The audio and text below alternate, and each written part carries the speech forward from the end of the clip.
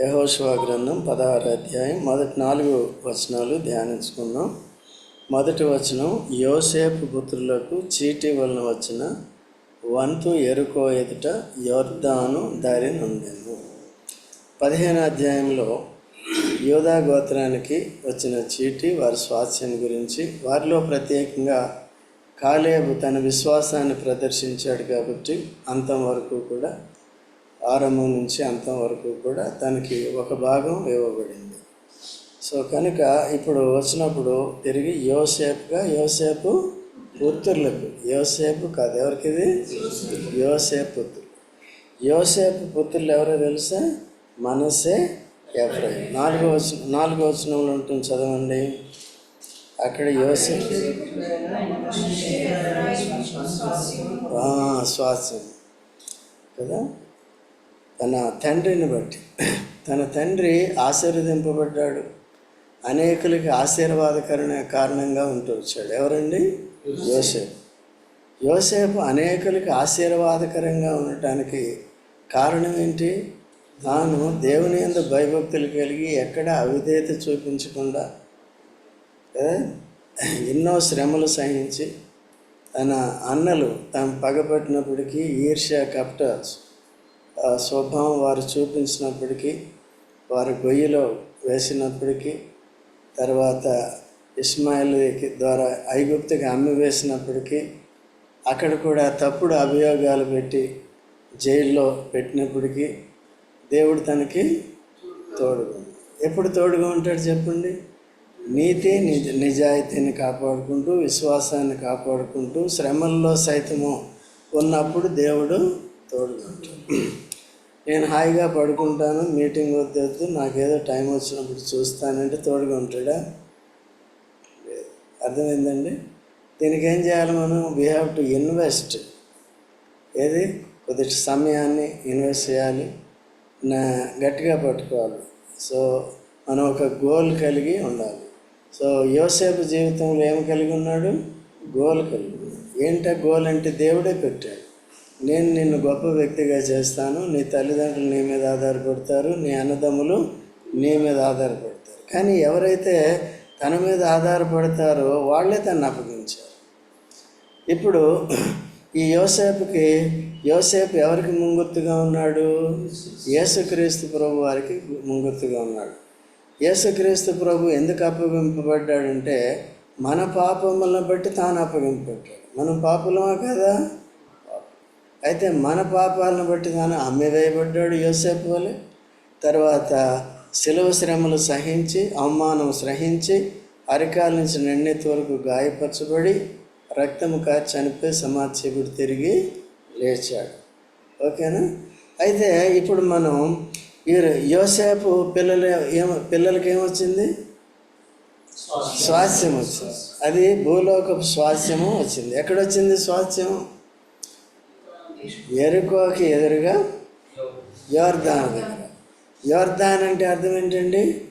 అది ఆశీర్వాదానికి గుర్తు కదండి. యేసుక్రీస్తు ప్రభు కూడా బాప్తిసం ఎక్కడ తీసుకున్నాడు? నయమాన్ ఎక్కడ తీసుకున్నాడు? ఏమయ్యారు వాళ్ళు? ఆశీర్వదింపబడ్డారు. ఆయన నయమాన్ రోగం ఏమైంది? పోయింది. అది గొప్ప ఆశీర్వాదం కదండి. అది ఉంటే ఎంత బాధపడ్డాడు, ఎంత భయపడ్డాడు. తాను సిరియా సైన్యాధిపతి అయి ఉండి, ఘనత గౌరవాలు కలిగి ఉండి, ఎంతో అధికారం కలిగి ఉండి, తాను చివరికి ఆ కుష్టు ఉండటంతో ఏమో చాలా ఇబ్బంది పడ్డాడు. ప్రజలు ఎవరు కూడా దగ్గరికి రానివ్వరు. నేను సైన్యాధిపతిని, దూరంగా ఉండంటారు. అటువంటి వ్యక్తి ఏమైపోయాడు ఇప్పుడు? యొర్దాను. ఎప్పుడు తగ్గించుకునే వరకు కూడా ఎలీషా ఒప్పుకోలేదు. తను తగ్గించిన తర్వాత ఇప్పుడు యేసు ప్రభువులో ఎవరిని అంగీకరిస్తాడు? తగ్గించుకోవాలి. దేని కొరకు తగ్గించుకోవాలి? చూడండి, మత్తయి 5:3. మత్తయి సువార్త 5:3. మత్తయి సువార్త 5:3. వారు ధన్యులు. ఆత్మ విషయమై దీనులైన వారు ధన్యులు. పరలోక రాజ్యం వారు. పరలోక రాజ్యం కావాలంటే, నిత్య జీవం కావాలంటే ఆత్మ విషయమై దీనులు. ఆత్మ విషయమై దీనులు అంటే అర్థం ఏంటి? ఈ శరీరంలో నీకు అనేకమైన ఘనత గౌరవాలు ఉండొచ్చు, నీవు ఆఫీసర్ కావచ్చు, ఎంఏబిఎఫ్ ఐఏఎస్ చదివి ఉండొచ్చు, దీంట్లో అనేకమైన ఆధిక్యతలు నీకు ఉండొచ్చు. బట్ ఈ ఆధిక్యతలు, దీనికి ఉన్న ఆధిక్యతలు ఆత్మని పాడు చేయకుండా ఉండాలి. అటు పౌలుగా మారిన సౌలుకి ఏమున్నాయంట? నేను హెబ్రీయుడిని, గమలీయేలు పాదాల దగ్గర ధర్మశాస్త్రాన్ని అంతా పఠించిన వాడిని, ధర్మశాస్త్రంలో నేర్పరి నైపుణ్యత కలిగిన వాడిని, కాబట్టి నా క్వాలిఫికేషన్లు ఇన్ని ఉన్నాయి అని చెప్పాడు. కానీ అవన్నీ ఏంటంటే పెంటతో సమముగా. అలా చేయకపోతే ఆత్మీయ జీవితంలో ఏం కాడు? వర్ధిల్లడు. ఓకే, ఆత్మీయ జీవితంలో దీనుడు అవటం అంటే అర్థం ఏంటి? నీ శరీర క్వాలిఫికేషన్ పక్కన పెట్టు. ఇప్పుడు చూడండి, మీరు ఎంటెక్లు బీటెక్లు చదివారు, పెద్ద పెద్ద ఉద్యోగాలు చేస్తున్నారు, ఇక్కడికి వచ్చి కిందకి వచ్చి అది ఇంట్లో ఏం చేస్తారు?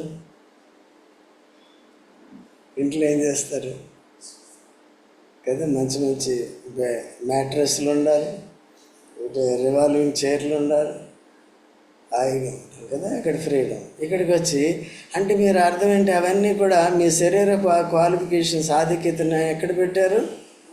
దేవుని ఎదురు. సొలొమోను రాజు అంతటి వాడు ఏం చేశాడు తెలుసా? మోకరించి ప్రార్థన చేశాడు. మోకరించడం అంటే అర్థం ఏంటి? అది దీనత్వానికి గుర్తు అన్నమాట.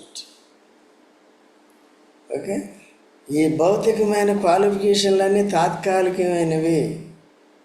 ఓకే, అవి నీ పట్టుతిప్పుల కొరకు అవసరమైతే దాన్ని వాడుకోవాలి, కానీ ఘనత గౌరవాల కొరకు దాన్ని వాడుకోవాల్సిన పని లేదన్నమాట. అందుకే నీ సహవాసంలో భగత్ సింగ్ గారు ఏం చేశారంటే, లేఖనాలను అనుసరించి తన సొంతంగా కాదు, మనం ఏమనుకోవాలంట? Brothers sisters. బ్రదర్స్ ఆదర్సా? అదే డాక్టర్ లేకపోతే యాక్టర్ అని పెట్టుకున్నాం, ఇంజనీర్ అని పెట్టుకున్నాం అనుకో, యాక్టర్ అవుతాం, డాక్టరు అని. ఏమని పెట్టుకోవాలంటే మీరంతా సహోదరులు. యేసుప్రభువే చెప్తాడు అన్నమాట, బోధకులు అని పేరు పెట్టుకోకండి. 23 ఎందుకు చూడండి, మత్తయి సువార్త 23వ అధ్యాయం 4వ వచనం నుంచి చదవండి. మత్తయి సువార్త 23:4 చదవండి. ఎవరైనా ఒకరు గట్టిగా చదువు, తెలుగులో చదవమ్మా.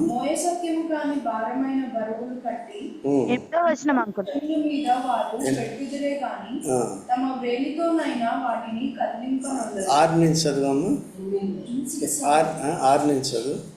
ఇందులో అగ్రస్థానములను, సమాజ మందిరములలో అగ్రపీఠములను, సంత వీధులలో వందనములను, మనుషుల చేత బోధకులని పిలువబడుటయు కోరుదురు. మీరైతే బోధకులని పిలువబడవద్దు, ఒకడే మీ బోధకుడు, మీరందరూ సహోదరులు. అది మనుషుల వల్ల ఘనత పొందేవారంతా కూడా ఏం చేస్తారంటే మనుషుల చేత పొగడబడతారు. నేను బోధకుడిని, నేను పాస్టర్ని, నేను మాస్టర్ని, నేను డాక్టర్ని, నేను యాక్టర్ని అని చెప్పించుకుంటాను.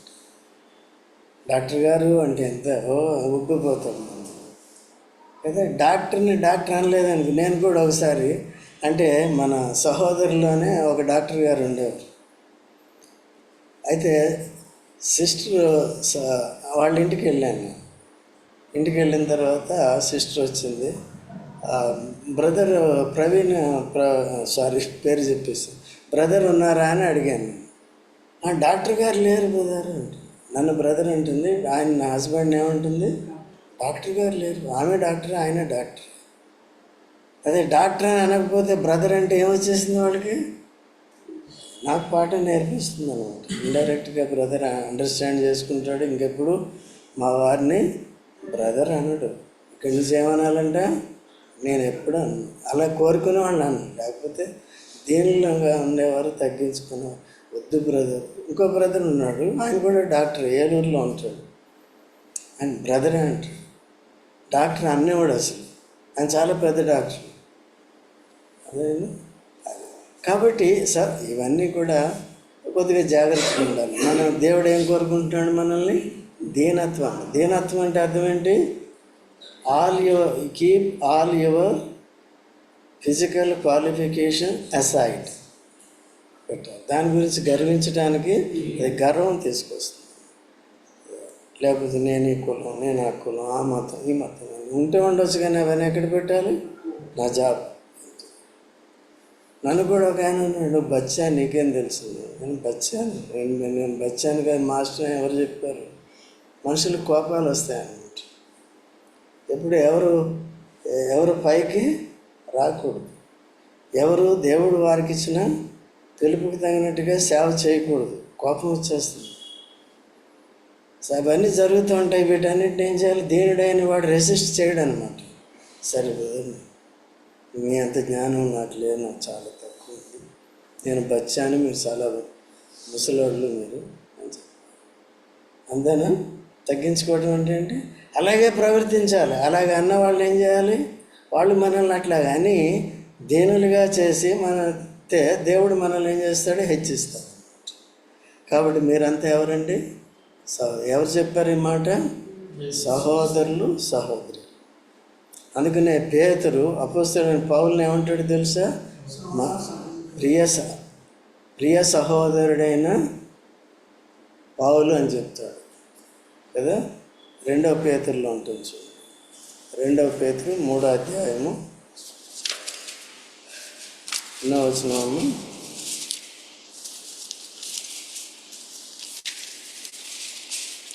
2వ పేతురు 3వ అధ్యాయము చూడండి, 15వ వచనం చదవండి. మరియు మన ప్రభు యొక్క దీర్ఘశాంతము రక్షణార్థమైనదని ఎంచుకున్నది. అలాగూ మన ప్రియ సహోదరుడైన పౌలు కూడా తనకు అనుగ్రహింపబడిన జ్ఞానము చొప్పున మీకు రాసి ఉన్నాడు. చూసారండి ఏమని సంబోధిస్తున్నారు? చూసారా? కాబట్టి ఈ భూ సంబంధమైన వాటి ఆత్మీయుడెప్పుడు కూడా, దీనుడెప్పుడు కూడా భూ సంబంధమైన వాటిని బట్టి అతిశయించడు, దీనుడిగానే. అటువంటి వారినే దేవుడు వాడు. ఓకే అండి. అటువంటి వారికే స్వాస్థ్యం అనేది జరుగుతుంది. ఇప్పుడు చూడండి, యోసేపు ఎన్నో శ్రమలు పడి ఎంతో గొప్ప దీనుడై అధికారము పొందాడు. తన ద్వారా అనేకులను పోషించాడు. తర్వాత తన కుమారులకు కూడా తనను బట్టి ఏమొచ్చింది? ఆశీర్వాదం వచ్చింది, అంటే స్వాస్థ్యం వచ్చింది. ఒక ఆయన పేరు ఏంటారు? పెద్దవాడి పేరు ఏం పేరు? మనషే. చిన్నవాడి పేరేంటి? మనసే అంటే అర్థం ఏంటి? మరచుట. ఏం మరచుట? గత శ్రమ జీవితాన్నంతటిని, అవమాన జీవితాన్నంతటిని మరిచిపోయేటట్టు చేశాడు. కాబట్టి ఆ పేర్లు పెట్టి దేవుణ్ణి స్తుతిస్తున్నాడు ఆయన. ఎవరు? యోసేపు. మరిచిపోయేటట్టు చేశాడు నా శ్రమనంతటిని. మనం ఏం చేస్తాం? సరే, శ్రమల గుండా వెళ్ళాం, స్టేజ్ వచ్చింది, అక్కడ దేవుడు లిఫ్ట్ చేశాడు, హెచ్చించి మంచి ప్లేస్లో, పొజిషన్లో పెట్టాడు. అప్పుడు కూడా నీ సంగతి చూస్తా, అప్పుడు నన్ను అట్లా చేసినావు కదా. జైల్లో పెట్టించిన ఆవిడ ఏమైనా చేశాడు ఆయన? ఇంకెవరినైనా ఏమైనా చేశాడా? చేస్తే మళ్ళీ దేవుని కృప పోతుంది. అట్లా చేయకూడదు. అందుకని అన్నలు కూడా భయపడినప్పుడు ఏమన్నాడు? భయపడకూడదు, నేను మిమ్మల్ని మీ పిల్లలను దేవుడు. ఎందుకంటే మీరు మేలుకొరు, మీరు చేసిన పని మంచిదైంది. మీరు అలా చేయకపోతే నేను ఐగుప్తులోకి వచ్చేవాడిని కాదు, నేను ఈ పొజిషన్లోకి వచ్చేవాడిని కాదు. కాబట్టి మీరు భయపడొద్దు, ధైర్యంగా ఉండండి, నేను మిమ్మల్ని మీ పిల్లలను పోషిస్తాను. యేసుక్రీస్తు ప్రభు కూడా సిలువ వేసి పడేటప్పుడు ఏమన్నాడు? ఈవెన్ సిలువ వేసేవారిని కూడా వీరేం చేస్తున్నారు, వీరిని ఆ మాట అన్నాడు. కాబట్టి పాపులందరినీ కూడా క్షమాపణ పొందుతున్నారు. యేసుప్రభు అట్లా విజ్ఞాపన చేశాడు కాబట్టి పాపులందరినీ. యాక్చువల్గా యేసుప్రభు సిలువ వేయబడింది దేనికి వరకు? మన పాపాల కొరకు, తన పాపాల కొరకు కాదు. ఆ శిక్ష భరించి తిరిగి లేచాడు, మన పాపాన్ని పరిహరించాడు. యేసుక్రీస్తు ప్రభు ద్వారా మనకి స్వాస్థ్యం వచ్చింది. అప్పుడు యోసేపు, ఎఫ్రాయిం అంటే అర్థం ఏంటి? ఫలించాడు కొమ్మ అంటే ఫలించేవాడు. ఓకే అమ్మా, గట్టిగా చెప్పు. యోసేపు ఫలించు. ఎఫ్రాయిం అంటే అభివృద్ధి. అభివృద్ధి సరే, ఇంగ్లీష్లో వేరే ఏదో ఉంటుంది, తర్వాత చూద్దాం. మొత్తానికి అదే ఏది అభివృద్ధి అని ఉంటుంది. ఓకే, యోసేపు అంటే ఫలించడు కొమ్ము కదా. ఓకే, ఉండొచ్చు, రైట్. కాబట్టి ఆ విధంగా ఇప్పుడు యోసేపును బట్టి తనకు పుట్టిన కుమారులిద్దరూ కూడా ఏమయ్యారు? ఆశీర్వదింపడ్డారు, స్వాస్థ్యాన్ని పొందారు. ఇప్పుడు మనం కూడా ఏమయ్యాం? ప్రభువైన యేసుక్రీస్తు వారి యందు విశ్వాసం ఉంచుట ద్వారా, పాప క్షమాపణ పొందుట ద్వారా దేవుని పిల్లలమయ్యాం. సబ్జెక్ట్ ఏంటి? యోసేపు పిల్లలకి ఏమొచ్చింది? ఎవరిని బట్టి వచ్చింది? యోసేపుని బట్టి. ఇప్పుడు మనం కూడా ఎవరమయ్యాం? దేవుని పిల్లలు ఒకటి ద్వారా ఏమొచ్చింది? చూడండి, ఎఫ్ఎస్సి 1:3. ఎఫ్ఎస్సి 1:3 ఏంటి ఏముంది? Genesis 41:52. And the name of the second called be Ephraim, for God had caused me to be fruitful in the land of my affliction. Fruitful అంటే ఫలించడు కొమ్మ, ఫలించడు వాడని అర్థం. ఫ్రూట్ఫుల్ అంటే ఏంటి? ఫలించడు. అదే ఆ సామాన్యం గుర్తుంటాయి. ఓకే, తర్వాత మన ప్రభు అయిన యేసుక్రీస్తు యొక్క తండ్రి దేవుడు స్తుతింపబడును గాక. ఆయన క్రీస్తునందు పరలోక విషయంలో ఆత్మ సంబంధమైన ప్రతి ఆశీర్వాదమును మనకు అనుగ్రహించింది. ఏదండి? ఏ విషయంలో? పరలోక.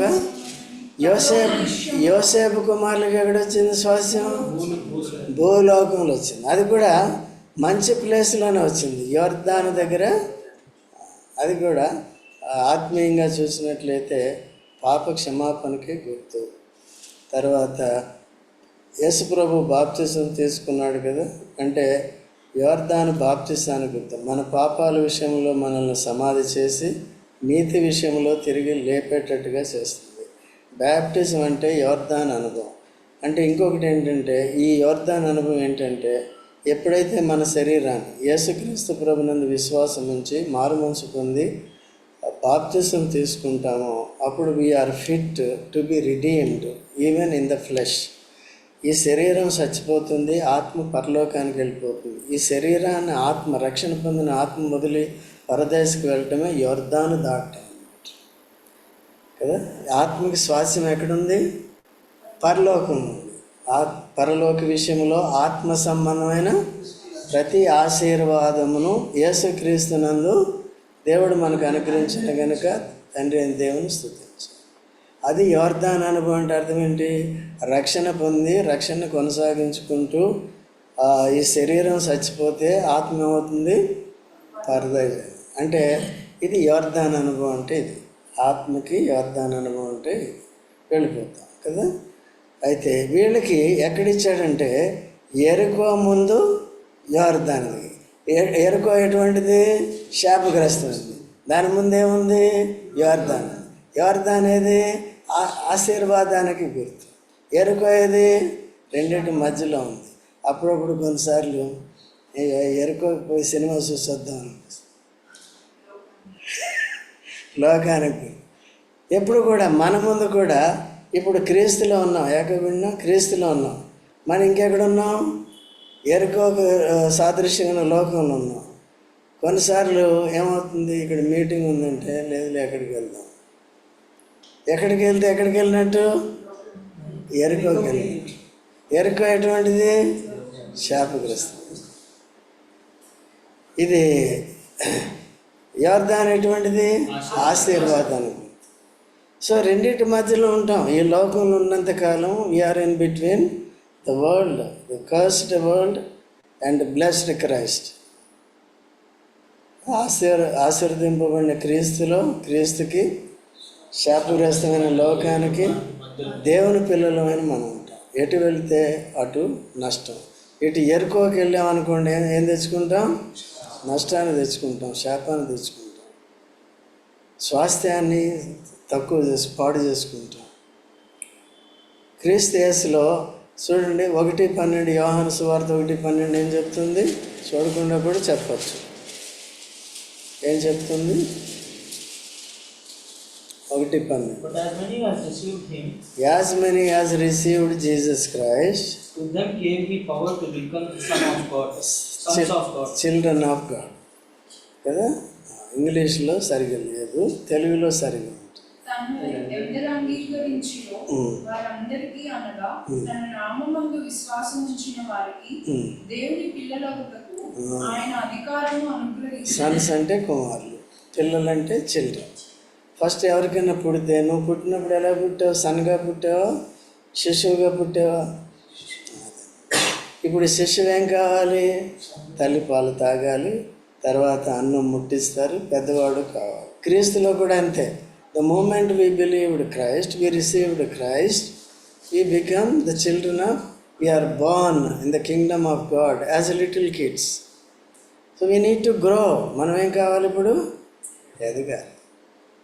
చర్చి, ఈ చర్చి తల్లి లాంటిది. ఇదేమిస్తుంది మనకి? పాలు. మీరు పాలు ఫస్ట్ పాలు కావాల్సిన, ఇంకా పిల్లలుగానే ఉన్నారనుకో వాళ్ళకి పాలు, బేసిక్ ప్రిన్సిపల్స్ అన్నీ నేర్పించి నెమ్మదిగా వాళ్ళని బలమైన ఆహారంగా చేయాలి. ఒక తల్లికి 2 పిల్లలు ఉన్నారంటే ముందు పెద్దోడు ఏమయ్యాడు? ముందు పుట్టినోడు ఏమయ్యాడు? పాలు పెడిచి అన్నం తినేస్తున్నాడు, ఇంకా అయిపోయింది. రెండోవాడు పుట్టాడు, వాడిని ఏం చేస్తుంది? మళ్ళీ సంఘ బాధ్యత కూడా అదే. 1000 కావాలి, 5000 కావాలంటే పాస్టర్ న్యాయం చేయడు. పాస్టర్తో టచ్ ఉండదు. They cannot learn anything. Even pastor cannot pray for them. అందరూ చూసేది ఏంటంటే వాపును చూస్తారు. వాపు బలుపు కాదు, అదే నిజమైన బలము. మా జాన్సన్ ఉన్నాడు సార్, వీక్గా, చాలా స్ట్రాంగ్. అదే లీన్గా ఉన్నాడు కానీ ఎట్లా ఉన్నాడు? స్ట్రాంగ్. ఈయన వాళ్ళ సొంత అన్న చాలా లావుగా ఉన్నాడు కానీ దోసకాయ. అదే కొద్దిగా వర్క్ చేసాడంటే అలసిపోతాడు. ఆయన ఎంత చేసినా అట్లాగే ఉంటాడు. అర్థమైందండి? సో కాబట్టి ఇప్పుడు క్రీస్తు యేసునందున్న వారంతా ఎవరయ్యారండి? దేవుని పిల్లలు. అయితే ఏం కావాలి ఇప్పుడు మీరు ఫిజికల్ లైఫ్లో యవనస్తులుగా ఉన్నారనుకోండి, స్పిరిచువల్ లైఫ్లో ఎలా ఉన్నారు, ఎంత ఉన్నారు చెప్పగలరా? అందుకని ఏం కావాలి మనకి? గ్రోత్ కావాలి. As your body gross, as your age gross, our spiritual life also must grow in proportion. దేంతో? ఎప్పుడైతే మనం వీటికి ప్రథమ స్థానం ఇవ్వమో, దీనికి కూడా ప్రాముఖ్యత ఇవ్వమో, ఇది యర్దానికి ఎదురుగానే ఏముంది? అక్కడికి వెళ్ళిపోతాం. మనకి బయటికి, ఇంటి నుంచి బయటకు వస్తే ఏముంది? ఇంటికేం బయటకు ఎందుకు? ఇంట్లోనే అన్నీ ఉంటాయి. If you want entertainment you can have at you have already at home. We have already at home. If you want to take rest, అందుకనే మంచం కింద కొంచెం కింద పెట్టద్దు. దీపాన్ని వెలిగించి ఎక్కడ పెట్టకూడదు? మంచం కింద. అంటే టేకింగ్ రెస్ట్ ఆల్వేస్. అండ్ కొంచెం కింద అంటే business. Always my duty, my work is my worship. Work is worship అంటారు కదా లోకంలో తీరేసి మనం తీసుకుంటాం కదా. We worship our God. We worship God in Christ because He redeemed us. What for? He made us His children. తన పిల్లలుగా చేసుకున్నారు. పిల్లలైతే ఏమవుతుంది చూడండి,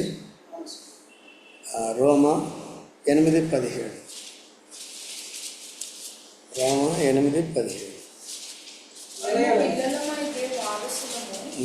అనగా దేవుని వారసులము, క్రీస్తుతో కూడా మహిమ పొందుటకు ఆయనతో శ్రమపడిన ఎడల క్రీస్తుతోడి వారసులము. కీర్తితోడి క్రీస్తుతోడి వారసులు. ముందేముందమ్మా? పిల్లలమైతే వారసు. ఇంకేముంది? దేవుని పిల్లలమైతే వారసులము, వారసులు. దేవుని వారసులు. తర్వాత క్రీస్తుతో కూడా మహిమ పొందుటకు ఆయనతో శ్రమపడిన. ఇప్పుడు ఎన్ని వారసత్వాలు ఉన్నాయి ఇక్కడ? యేసు ప్రభు నమ్ముకుంటే దేవుని పిల్లలు అవుతాం, దేవుని వారసులు. ఇప్పుడు ఇంకో క్లాస్ ఏముంది? క్రీస్తుతో కూడా. నీకు పొద్దున్న నుంచి నేను చాలా కష్టపడి జాబ్ చేసి వచ్చాను, ఎన్నో టెన్షన్, అవి దానివల్ల పరలోకంలో బాగుంది. క్రీస్తు కొరకు, సువార్త కొరకు. ఉదయం మార్నింగ్ సువార్తకి వెళ్ళారు, ఎవరో తిట్టారు, కొట్టారు. కొట్టినా తిట్టకపోయినా మీరు వెళ్ళి ప్రయాసపడ్డారు. అది క్రీస్తుతో ఏం చేస్తున్నారు మీరు? క్రీస్తు ఎవరి కొరకు? సంఘము కొరకు శ్రమపడ్డాడు. సంఘం అంటే రక్షణ పొందేవారు అందరి కొరకు శ్రమపడ్డాడు. ఆ సువార్తను తీసుకెళ్ళటానికి కానీ, నీతి న్యాయాలు కలిగి జీవించడానికి, సాక్ష్యం కలిగి ఉండటానికి కానీ. సో మనం కొన్ని శ్రమలు దైవికంగా పొందినప్పుడు క్రీస్తు తోడి. అందుకని ఈ క్లాసెస్ గుర్తుపెట్టుకోవాలి. ఈ డీప్గా ఇది చూడలేదు అనుకో ఏమవుతుందో ఒకటి అనుకున్నాం, యేసుప్రభు నమ్ముకుంటే చాలు పరలోక రాజ్యం. ఓకే, పరలోక రాజ్యం ఒక గ్యారంటీ, స్వాస్థ్యం అవుతుంది. బట్ తోడి వారసులు అంటే అధికమైన ఘనత మహిమలో కావాలంటే ఏం కావాలి? కొద్ది గొప్ప వీ హ్యావ్ టు ఇన్వెస్ట్ శ్రమలను ఏం చేయాలి మనం? ఏ స్వాస్థ్యం మనకి ఇచ్చాడు చెప్పండి? అదే అది అక్షయమైనది, నిర్మలమైనది, వాడబారినైన. ఎక్కడుంది అది?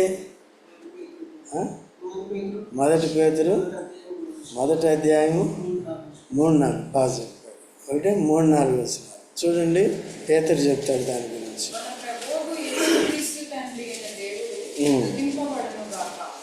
మృతులలో నుండి యేసుక్రీస్తు తిరిగి లేచుట వలన జీవముతో కూడిన నిరీక్షణ మనకు కలుగునట్లు, అనగా అక్షయమైనది, నిర్మలమైనది, వాడబారనిది అయిన స్వాస్యము మనకు కలుగునట్లు ఆయన తన విశేష కనికరము చొప్పున మనలను మరలా జన్మింపజేసింది.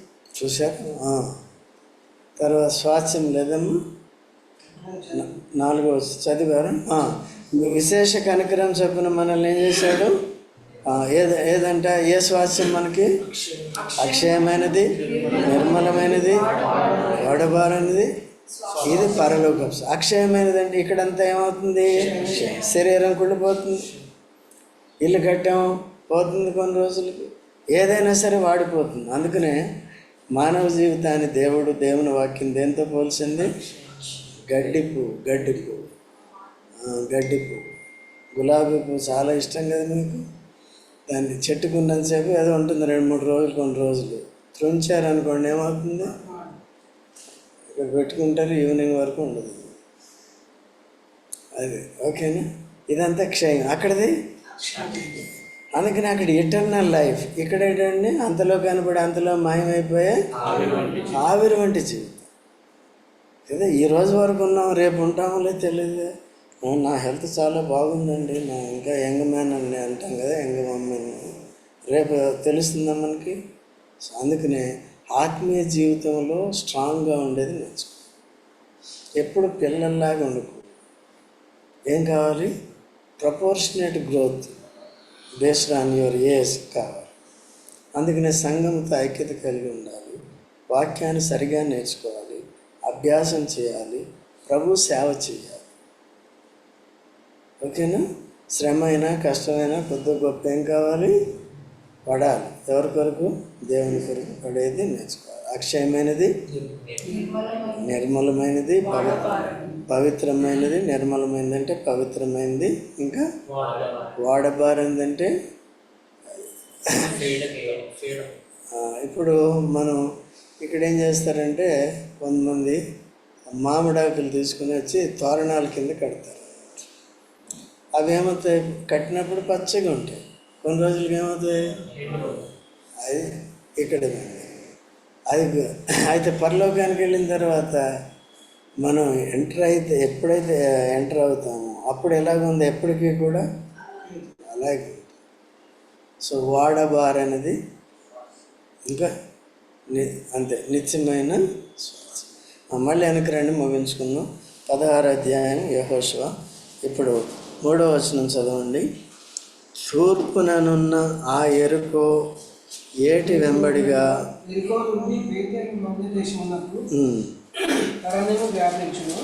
అది బేతేలు నుండి లూదు వరకు పోయి మతాలతో అక్కీల సరిహద్దు వరకు సాగి తిరిగి బేత్-హోరోను వరకులో, గెజెరు వరకులో, పడమటి వైపుగా ఎక్రతీయుల సరిహద్దు వరకు వ్యాపించాను.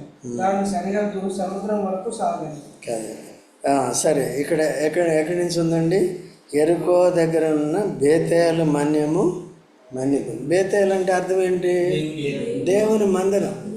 వీళ్ళకి శ్రేష్టమైన ఆశీర్వాదం ఏంటంటే రక్షణ, యొర్దాను ఆశీర్వాదానికి గుర్తు. నెక్స్ట్ ఏంటండి, మనకి యేసుక్రీస్తు ప్రభు ఆశీర్వాదానికి గుర్తు. తర్వాత నెక్స్ట్ ఎక్కడ ఉంది మనకి? బేతేల్. బేతేల్ అంటే అర్థం ఏంటి? దేవుని. బెత్ అంటే ఇల్లు, ఎల్ అంటే దేవుడు కదా. బేతేల్ దేవుని మందిరం. యేసు ప్రభుని అంగీకరించాం. నెక్స్ట్ ఏది ఉంది? ఇది వదిలేసి ఎక్కడికి వెళ్ళాం? ఎరుకో చుట్టూ తిరిగాం. దగ్గర ఉంది కదా. ఏమవుతుంది? అంతా వాడిపోతుంది. అంతా వాడిపోతుంది. ఉన్నదంతా వాడిపోతుంది.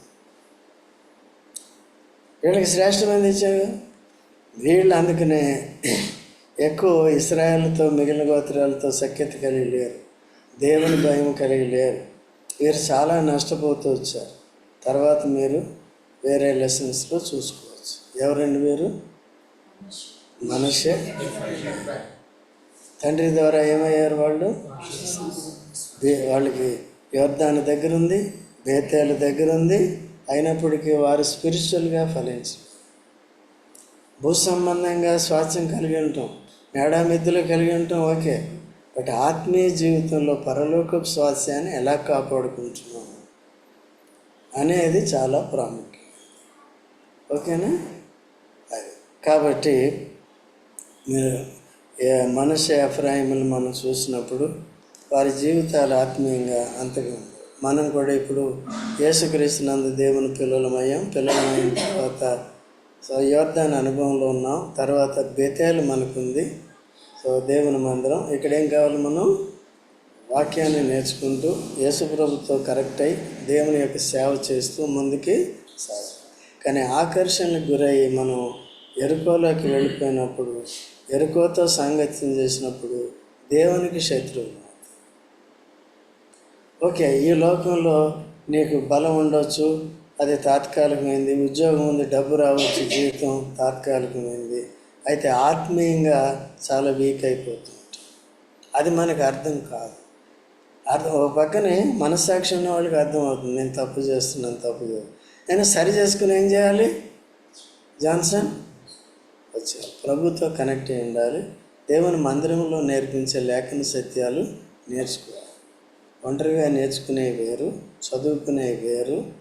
వీడు నేర్చుకునే ఏంటంటే డాక్టర్నల్గా చెప్పడం జరుగుతుంది.